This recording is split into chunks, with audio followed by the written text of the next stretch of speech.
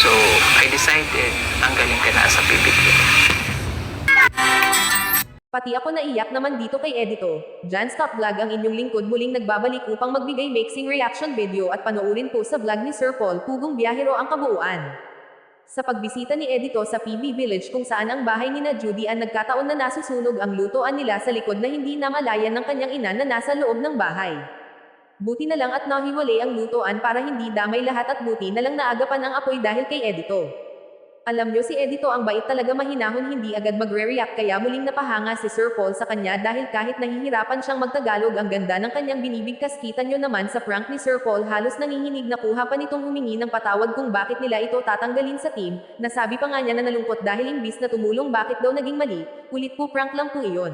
Maraming nag-message sa amin na scripted at sinunog mo yung bahay. Sinunog mo ba? Hindi. Bakit ko ba yung susunugin? So kaya nakapag-decide ako, sorry Edito ha, decided, tanggalin ka na sa bibig. Wala naman akong choice kung gano'n ang mangyari. Ang masabi ko lang ngayon, hindi ko alam nga kasi may pagkakamali pala. Hingi lang ako ng patawad.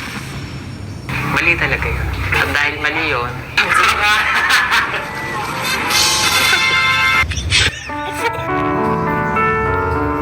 umiyan ako. Niyak tuloy ako. Prank lang yun, Deds. Alam mo, mahal ka namin.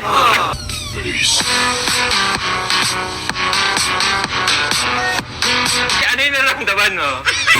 Nagtulong lang ako gano'n. O parang Gano'n lang. parang isip niya ay, ano ba yan, tumulong na nga ako pa pala yung mali.